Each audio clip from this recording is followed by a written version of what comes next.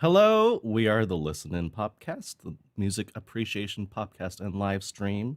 The song I'm about to share with you today is by one of my favorite producer groups of all time, The Knox. If I had been sharing this song last season, it would have been for a Cheat Week episode theme since the duo has done fairly well for themselves. But this season, we're being a little less precious about how big an artist has to be. Despite that, anecdotally, when I mention this group to people, who's clicking? Sorry. Despite that, anecdotally, when I mention this group to people when discussing bands I like, there hasn't been a single person who I've talked to who is like, oh yeah, I know them. So thus commences my evangelizing. The Knox are an American electronic music duo made up of Ben B. Rock Rutner and James J. Patterson. They got their name from when they were starting out and their neighbors would knock on their door to tell them to turn down the music. Pretty clever, I think. Before they started releasing their own work, they were making beats and producing for artists such as Katy Perry, Britney Spears, and Nicki Minaj, among others.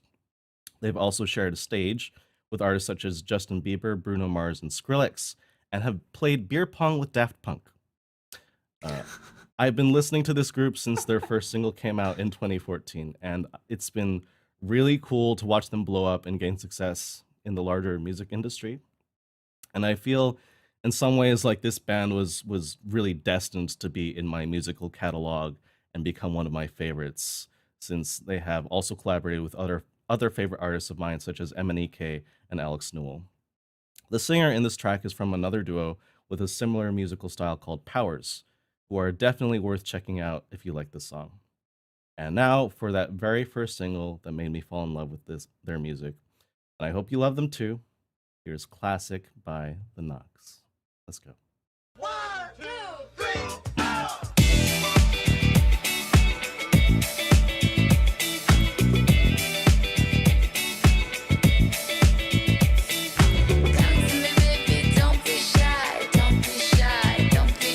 Oh. Come to me, baby, don't be shy.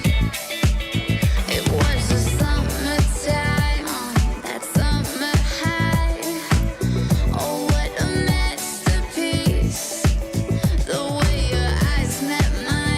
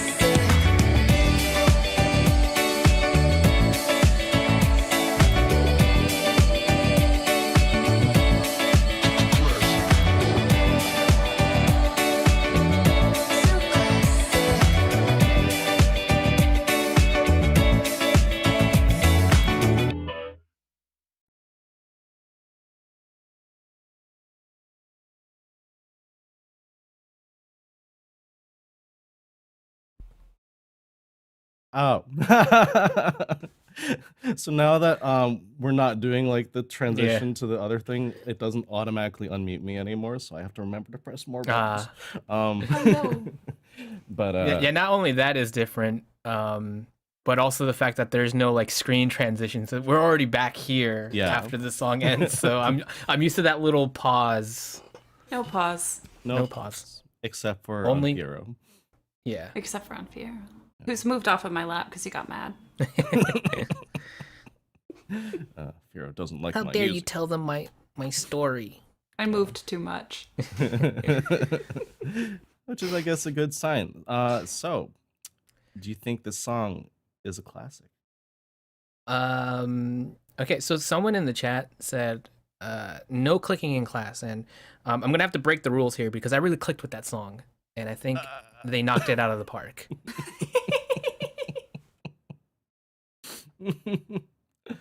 uh, I like that you took their pun and you just ignored the pun part of it and turned it into your own. Wait, that was a pun? I missed it. They said it was when I was clicking the. I had Oh, a remote okay. for my light. Okay. It said no clicking in class, only knocking. Because of the knocks. Yeah.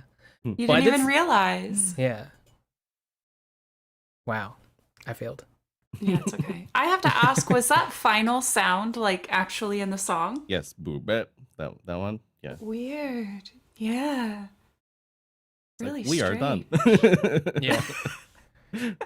I think you only hear that at that part of the song, huh? I think Yeah. they said we don't know how to end this song, Yeah. and they were like, put a random sound in there. It sounded kind Boom, of done. vocoder-y to me. Mm. Is bit. that right? Yeah. So while it is kind of random, as that's the only time you hear it, it does feel at least texturally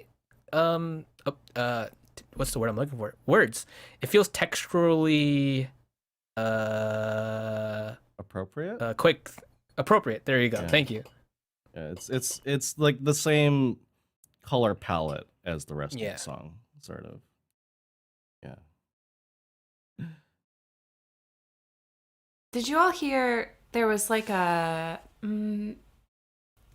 like twinkle that was going? I don't even know how to describe it. It was like way back in the production though, and it was like sort of twinkly, but like an underwater twinkle. And it was kind of like throughout. I think it was throughout every chorus, and it was like that's my official. That's kind of the sound that it made. It was really cool texturally thrown in the back there. I'm not sure. Like, I'll have to re-listen for the 1,000th time to listen. It's tragic. You have to listen to it again. Yeah, it's so tragic. Really making me work. But there's definitely like something a little different or extra about the type of reverb and delay that they put on the backing vocals during the chorus, I think, which could, contribute to that, I suppose. The sort of twinkling. No, this was like an actual sensation. sound somewhere in the back of the production, like just a little like texture thing. It wasn't like harmonic, but yeah, listen for it next time because I Okay. really once I heard it, I tuned into it and I really enjoyed listening to it. Mm. Yeah, it's interesting that you point that out because I don't recall that layer happening in the choruses, but there is something that I did, write down in my notes where that there's these really interesting twinkly sounds happening in the bridge. I could be and, wrong. And I wonder if maybe they're the same thing. There's definitely like this really cool twinkly pretty layer happening that I caught on to specifically in the bridge, and it's buried in there. It's kind of hard to hear it unless like you're really looking out for it, but I'm glad that I picked up on it because it's really pretty. So yeah, there's definitely like some twinkly stuff happening on the bridge, and now that makes me want to go back because to you it sounds like maybe those things were happening on the chorus, and if they are happening on the chorus as well, I wonder if they're the same thing, and if they're not, that's really interesting because I want to see like how they might apply that sort of twinkly sound but in a different way at a different It's like section of the muffled twinkles. I don't know how else Mhm. to describe song. it Yeah. without just making you listen to it again. Yeah. But yeah, I didn't think to listen if it was the same in both Yeah, parts of the I song. would imagine it's probably different though, because like the way I would describe what I was listening to in the bridge, it sounded very shimmery. It sounded shimmery to me, and doesn't sound muffled. At least that's not how I would describe it. So Somebody yeah, go back and listen to the song again, and then let us know Yeah. in the comments if you think it's the same. yeah, We realize you can't do that right now in the live chat, so that's a yeah, later thing. yeah. I think Um, maybe I'll start doing timestamps for like when a chorus or a verse is in the song, so we can just be like, let's listen to that again. uh-huh. Can do that. Mhm. Uh, but yeah, and another small little sound detail that I wanted to point out as well before like we move on to another subject with this song. Um, I noticed in the outro section, which I'm guessing is like an outro chorus, there was like a melody line that never happened anywhere in the song, and it like happens like at the very tail end of the outro, and it's kind of catchy actually. There's like this little melodic line that happens instrumentally that I really really liked, and that's just like another little small little musical gift that I enjoyed that they included, because uh they could have like not done it at all and it would have been fine, but like to know that they put a little present there at the end, it was just really nice and thoughtful. There's like a little melodic flourish that happens at the end, and I really like that. I like thinking of it as a musical gift, and Mhm. if that's true, then this song was full of musical gifts. Mm, mm. For me, something that I really enjoy is that, like, if you're talking about like musical gifts, is like the very beginning, just like immediately from like the count, just is like full of the energy that's gonna be in the rest of the song. That sort of like it's raw, but it's like really filled with joy. I think even with like the way that that vocal is delivered, and then it's when the bass hits, it's almost like they're like dunking you in water, or like it's like Mm-hmm. a bit of a shock to the system. It's like bam, Mhm. bass, disco Yeah. bass, we're happening. And I feel like they let you sort of marinate in that bass line a little bit and like get used to it and acclimate before they start hitting you with the main vocals of like the verse and chorus. Uh-huh. I'm sorry, you went from dunking you in water to marinating in the bass line. So now it just feels So, like they're like dunking dunking in you in the bass sauce. line. Yeah. And you know, you can leave it for 30 minutes, but overnight is better. Just leave the song on overnight. On repeat. Good luck sleeping. Sorry, continue. I got distracted. But like, and the reason I bring that up is I feel like the energy level, like it does kind of go up and down a little bit, but it feels very consistently like high energy, very poppy, very catchy. And yet there it's constantly changing. So like that's not a bad thing at all. Mhm. Mhm. Yeah. I think was it sort of the pre-chorus does a good job of giving it that change every time when you get it's just less full and a little bit more chill. You can tell because I start swaying instead of bopping back and forth. I don't have control over that, by the way, but yeah, I think that's really contributing to that feel of not stagnant moving. No, what's the opposite of stagnant? Somebody help. But I will say I kind of wish that last chorus after the really big build was just a little bit bigger. Mm. There was this like really beautiful, wonderful build into it, Mhm. and like no hate. That's a really valid choice. But I like things that like slap me in the face several times while I'm listening to the song, and so I would have loved it if they had slapped me in the face with that last chorus Yeah. and maybe just given it like something a little bit bigger, something a little bit more energetic going into it, because that build was so satisfying to listen to, and then it felt like we just kind of like, but it was also kind of cool. It was like, we're gonna like build you up and then we're not gonna drop you off the cliff, right? Like you thought you were just gonna fall off the cliff, but no, we're actually just gonna pull you back and go back into a dance party. But I would have liked to be dropped off the cliff. Alexis, you got anything else? Let's see. I like your anecdote from the intro. I like what you mentioned in there because, yeah, I fit into that category. Like I am not one of the people that knew who the Knox were before here, or before now. So, this was a really fun experience for me. And I feel because this was a new experience, I got to really take in their sound and their whole thing, you know, in a way that is not painted as familiarity and things like that. And I enjoyed that. And something that allowed me to do was like kind of like connect this song in terms of maybe like where your current state of being is, it seems, because I feel like there's definitely a lot of follow-up in terms of like energy from last week's episode, with this song, not in terms of like sound palette or anything, but just like the feel good vibes and the kind of music that you are sharing with us, specifically.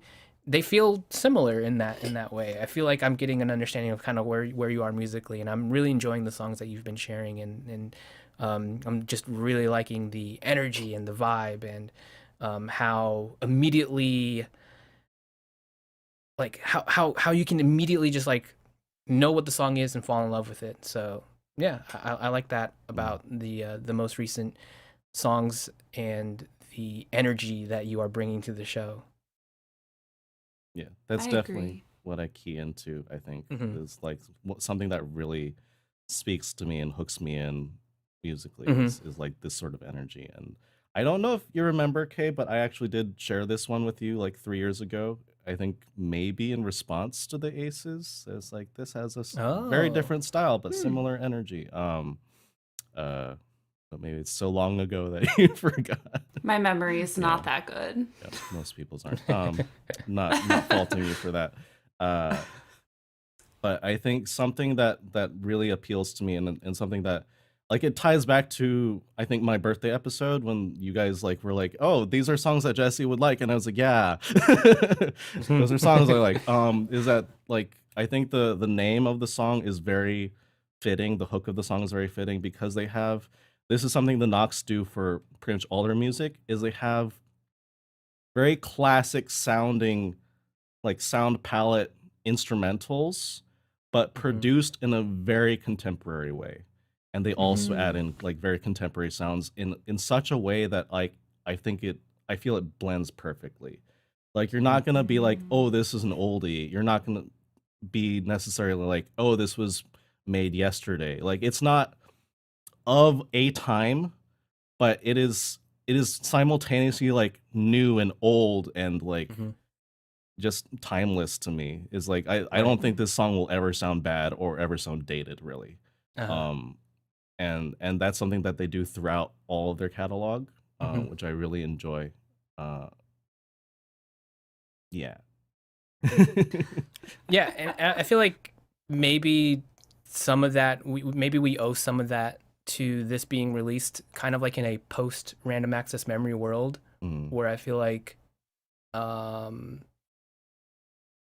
Get Lucky, that's the word, that's the song. Yeah, I feel like I think now that we have something like Get Lucky, which came out in like 2013, it really showed us how we can attain that with contemporary music, something that is very modern, but also very classic as well, and it not feel dated or old or anything like that.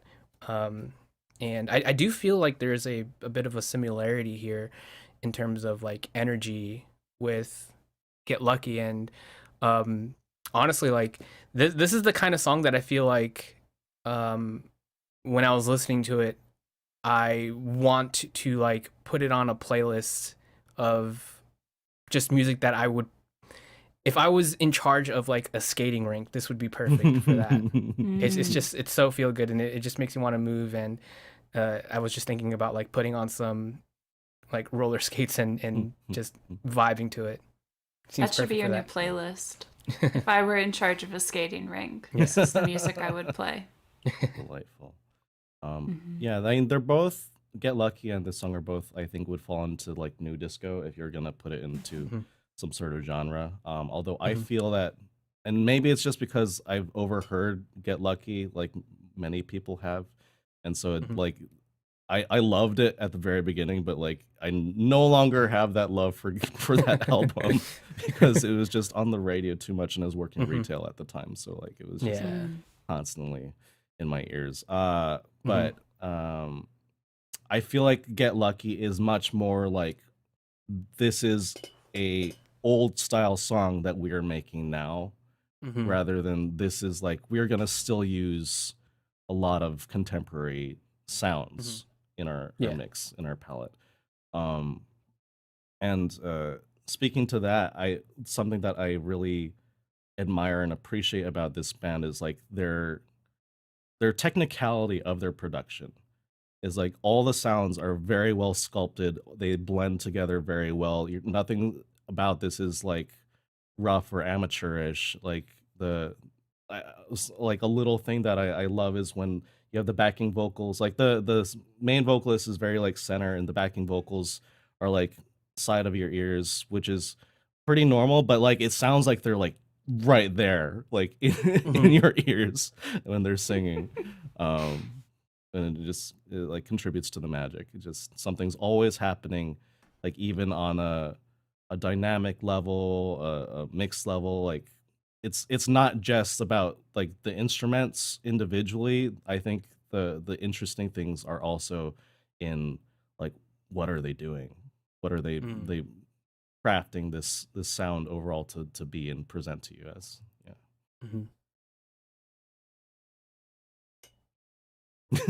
Fun and technically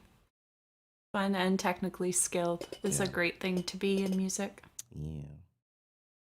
All right. Anything else before we move on? No, we're good. Okay. If you love this song, please check out the rest of their albums. They have a bunch of albums and EPs. So lots of stuff to chew on. Some particular nuggets that I love are Comfortable which features the X Ambassadors, Testify that has MNEK in it, and Collects My Love that has Alex Newell. Those are all songs that I really, really enjoy.